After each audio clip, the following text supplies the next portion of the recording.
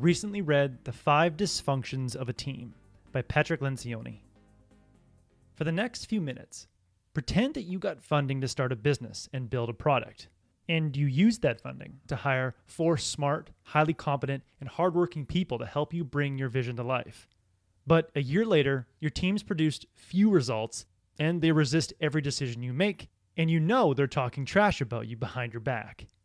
What went wrong? Why is your team so dysfunctional? Chances are that over the course of the year, your team members, and maybe you, their leader, elevated your individual goals and your egos ahead of the team's goals. If members of your team stopped sharing work because they wanted recognition, like a selfish basketball player who takes the last shot in a game with 2 defenders on him, instead of passing the ball to a wide open player, then your team put the needs of their ego ahead of the team. And the main reason the people on your team wanted to look good and do what was best for their ego and not the team is because your teammates didn't hold each other accountable to the team's results. Maybe you, the leader, confronted teammates after they didn't do what they said they were going to do. But top-down accountability isn't enough for a team to succeed. High-performing, high-functioning teams follow through on what they say they're going to do because they know they're going to be held accountable by everyone on the team. Author Patrick Lencioni says, peer pressure and the distaste for letting down a colleague will motivate a team player more than any fear of authoritative punishment or rebuke. So why weren't your teammates willing to speak up and hold their teammates accountable for not executing the team's plan? Well, they weren't committed enough to the team's plan to defend it because they weren't involved in the decisions that led to the plan. And why weren't they involved in your team's decision-making process? Well, because they feared that challenging your ideas or the ideas of your teammates would lead to an ugly interpersonal conflict. And why did they think that? Because they couldn't trust that they could be open and honest without you or your teammates getting defensive and angry. The reason you can tell a close friend he's doing something stupid is because he trusts that you have his best interest in mind and you're not trying to manipulate him. These are the 5 reasons that most teams become dysfunctional. You can avoid these 5 dysfunctions the next time you lead a team by first establishing a foundation of trust. The trust I'm referring to here is the trust that anyone on your team can offer their honest opinion without the fear of judgment or punishment. This vulnerability-based trust will naturally grow the more you get to know and relate to your teammates, but that can take a long time. One way to quickly establish trust across a team is to openly discuss your strengths and weaknesses. Hold a meeting where you stand up first and admit one skill that you lack and need help with, and another skill that makes you a strong asset to the team. You might start by admitting that my technical skills aren't very strong, and I often ask stupid questions. But I believe that my ability to find new customers and sell products will help this team succeed. After showing your teammates that it's okay to be vulnerable, they're more likely to admit one of their weaknesses and begin realizing that it's okay to be honest and open with their teammates. It also helps team members see that if they're going to succeed, they need to work together to balance out each other's strengths and weaknesses. This in turn makes everyone on the team more likely to speak up when they think they can correct a mistake. But your teammates may still hold back and avoid speaking up because they fear interpersonal conflict. Author Patrick Lencioni says, if team members are not making one another uncomfortable at times, if they're not pushing one another outside their emotional comfort zones during discussions, then it's extremely likely they're not making the best decisions for the team.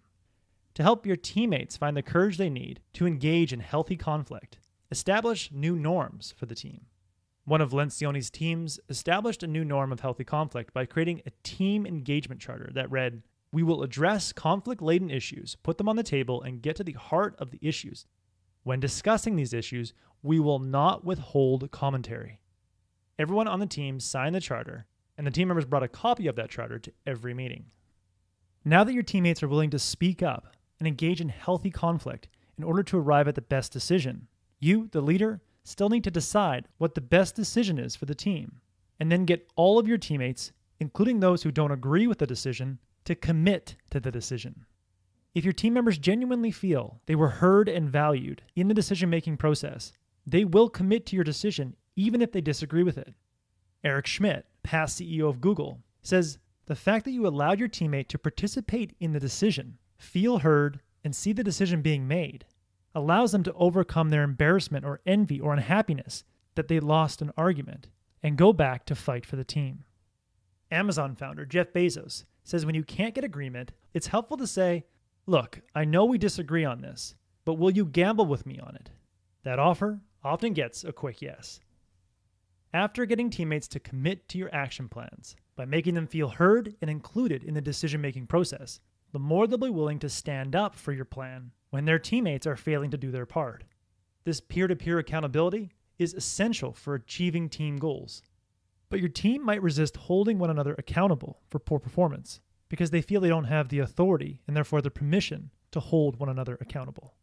One way to prove to your teammates that they have the power to call one another out for poor performance is to give each member of your team a chance to host lightning round status meetings. In a lightning round status meeting, everyone goes around the room and reports their top priority for the week and their status on last week's priority. If someone didn't complete their last week's priority, the person running the meeting is tasked to ask what went wrong and what they can do better. Since everyone takes turn hosting these meetings, the team quickly learns that people of lower status have the power to question people of higher status and hold those people accountable to what they said they're going to do. And when you have a team rich with peer-to-peer accountability, your team is continuously focused on the team's results. But one way to ensure that your team stays focused on team results instead of individual results is to tie individual rewards to team results. For example, you all get an extra day off at the end of the month if the team hits its monthly target. Team rewards remind team members that if the team doesn't win, no one wins. Lencioni says, on strong teams, no one is happy until everyone is succeeding, because that's the only way to achieve the collective results of the group. So in the end, if you want to build a strong, high-performing, high-functioning team, start with trust so that your teammates feel like they can openly share their ideas and opinions without the fear of being judged, so that more teammates feel heard and are willing to commit to the team's plans, so that they're more willing to hold one another accountable, which ensures everyone stays focused on the team's results and the team's objective. That was the core message that I gathered from The 5 Dysfunctions of a Team by Patrick Lencioni. This book is essential reading for every team. I highly recommend it. If you would like a one-page PDF summary of insights that I gathered from this book, just click the link below and I'd be happy to email it to you. If you already subscribe to the free Productivity Game email newsletter, this PDF is sitting in your inbox. If you like this video, please share it. And as always, thanks for watching and have yourself a productive week.